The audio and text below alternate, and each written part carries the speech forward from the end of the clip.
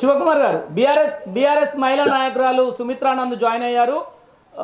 సుమిత్రానంద్ గారు, మహిళా రిజర్వేషన్లపై బీజేపీ తీరు ఇది ఒక రాజకీయ లబ్ధి కోసం అనే భావించవచ్చా, లేదంటే లక్ష్యం ఎంత ముఖ్యమో దాన్ని సాధించే మార్గం కూడా అంతే ముఖ్యమంటారు? కానీ బీజేపీ వ్యవహరిస్తున్న తీరు ఎలా అనిపిస్తుంది? మహిళా సాధికారత విషయంలో బీజేపీకి చిత్తశుద్ధి లేదా అనేది పెద్ద ఆరోపణలు వస్తున్న పరిస్థితి. ఇది ఓన్లీ ఎన్నికల స్టంట్ మాత్రమే. తమిళనాడు, బెంగాల్ ఎన్నికలను దృష్టిలో పెట్టుకొని మహిళా ఓటర్లని, మహిళలని తమ వైపు తిప్పుకోవడంలో భాగంగానే బీజేపీ ఈ స్టంట్ చేస్తుంది అనేది భారీగా విమర్శలు వస్తున్నాయి. ఒక మహిళా నాయకురాలుగా ఉన్నారు. నిన్న మహిళా రిజర్వేషన్ అంశం పైన ఆర్టికల్ 131 పైన వీగిపోవడాన్ని ఎలా చూస్తారు? శేఖర్ గారు నమస్తే అండి. మీలో ఉన్నటువంటి మిత్రులకి, ప్రతినిధులకి నమస్తే అండి. ఓకేనా సౌండ్? ఓకే అండి, కంటిన్యూ. అయితే మహిళా బిల్లు విషయానికి వస్తే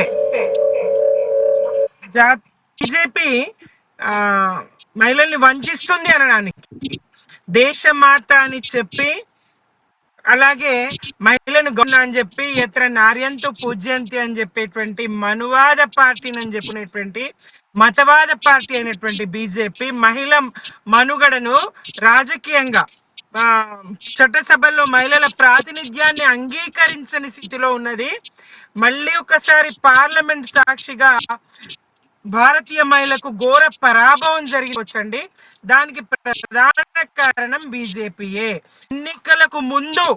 ఎన్నికలకు ముందు బిల్ పాస్ చేసి మహిళలకు మేము చేసినాము అని చెప్పి, మహిళా రిజర్వేషన్ మేము కల్పించినామని చెప్పి మహిళల ఓట్లు దండుకొని ఇవాళ 30 నెలలుగా దీన్ని నానబెట్టి మళ్ళీ నిన్న ఈ 3 బిల్లులు కలిపి, మహిళా రిజర్వేషన్ బిల్లు, డీలిమిటేషన్ బిల్లులతో కలిపి పెట్టడం కుట్రపూరిత చర్య.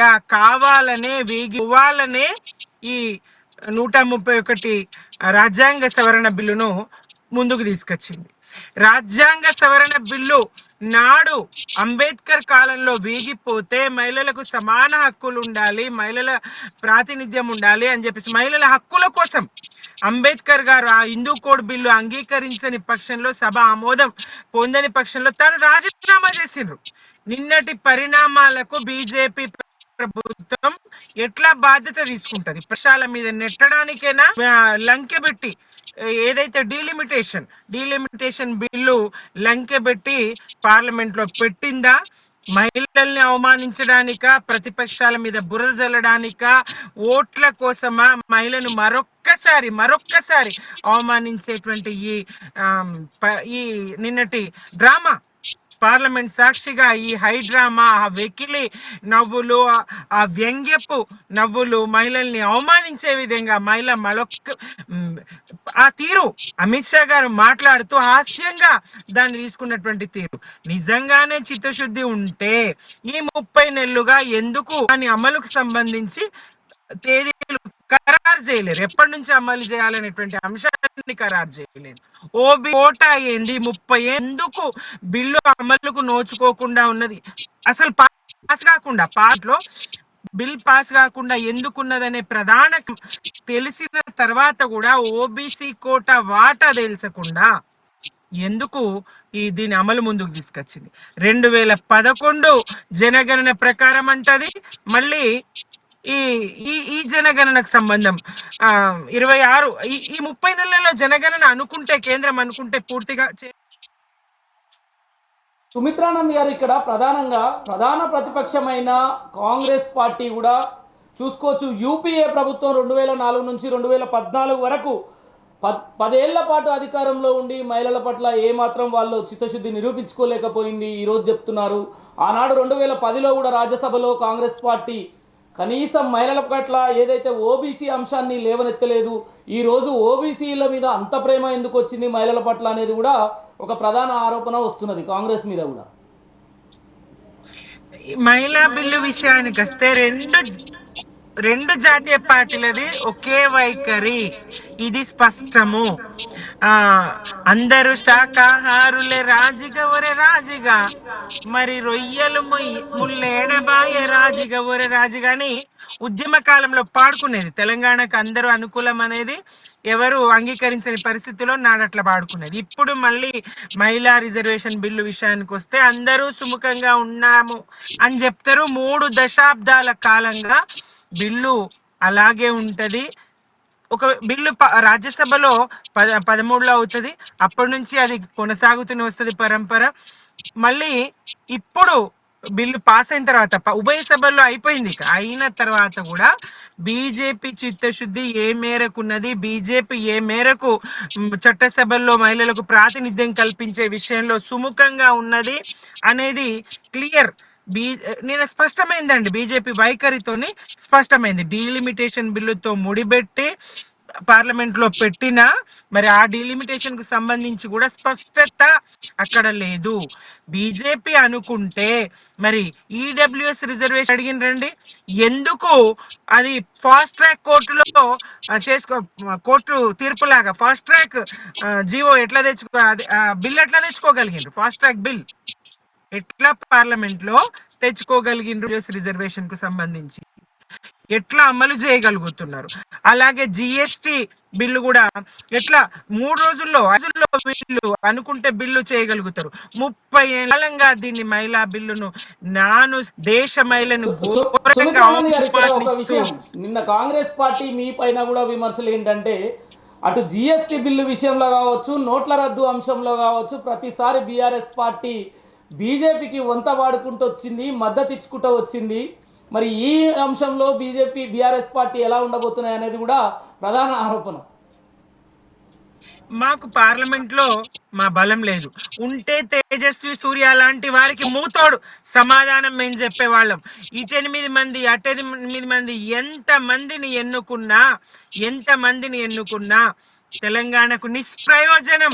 ఏట్లో పచ్చి పులుసు విసికినట్టు అంటారండి, అట్లా ఈ కాంగ్రెస్ 8 మంది ఎంపీలైనా, బీజేపీ 8 మంది ఎంపీలైనా వీళ్ళెవ్వరు కూడా మరి తెలంగాణను అవమానిస్తూ పాక్ విభజన కన్నా దారుణమని చెప్పినటువంటి వ్యాఖ్యలను ఖండించని పరిస్థితి చూస్తున్నాం కదా.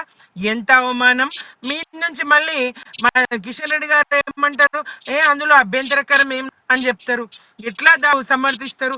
మీకు తెలంగాణ పట్ల, 2 జాతీయ పార్టీలకు కూడా తెలంగాణ పట్ల కూడా చిత్తశుద్ధి లేదు. తెలంగాణను అవమానించిన మీరేం మాట్లాడారు?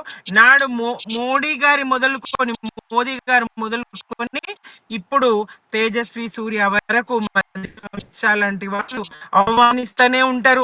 ప్రతి బిల్లు, ఏ బిల్లు ఆమోదం పొందన్నా పార్లమెంట్ లో అది సహజమైనటువంటి విధానం నడుస్తూనే ఉంటది. అది తలుపులు మూసి ఇచ్చిండ్రు అంటారు, చీకట్లో ఇచ్చిండ్రు అంటారు, తల్లిని చంపి పిల్లని బతికించిండ్రు అంటారు తెలంగాణ రాష్ట్ర ఏర్పాటును ఉద్దేశించి. మరి ఇట్లనే మా లోటు స్పష్టంగా పార్లమెంటులో తెలంగాణ ప్రాతినిధ్యం, తెలంగాణ వాదుల ప్రాతినిధ్యం, బీఆర్ఎస్ ప్రాతినిధ్యం లేకపోవడం ప్రధానంగా కొట్టొచ్చినట్టు ఆ లోటు కనిపించింది. తేజస్వి సూర్య వ్యాఖ్యల్లో కానీ, ఇటు మహిళా రిజర్వేషన్ దాంట్లో కానీ.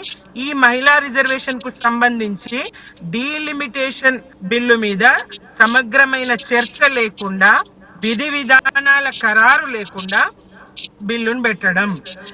మరి ఇదేంది, మీరు 50% అన్నారు పెంపు, మరి 50% కూడా ఎందుకు లేదు? కేసీ వేణుగోపాల్ గారు ప్రశ్న, 1 గంట సమయంలో బిల్లు మార్చుకొని తీసుకొని వస్తాం, 50% రాసుకొని తీసుకొని వస్తాం అంటారు ఎవరు? అమిత్ షా గారు. అట్లుంటది ఇది. అటు ఓబీసీల పట్ల చిత్తశుద్ధి లేదు, ఇటు డీలిమిటేషన్ పట్ల కూడా చిత్తశుద్ధి లేదు.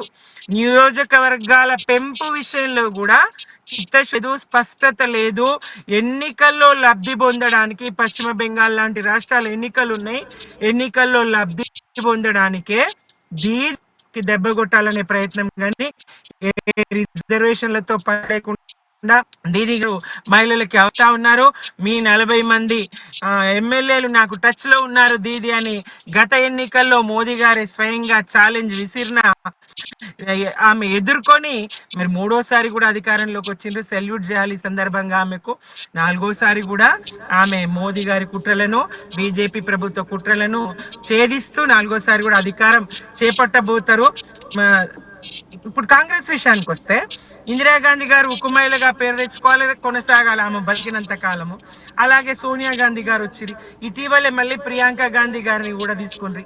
ఇక ఆ కుటుంబ రాజకీయాలైనా మహిళలకు ప్రాతినిధ్యం, సాధారణ మహిళకి అవకాశం లభించొద్దా? దీనికోసం కాంగ్రెస్ ఏం చేసింది?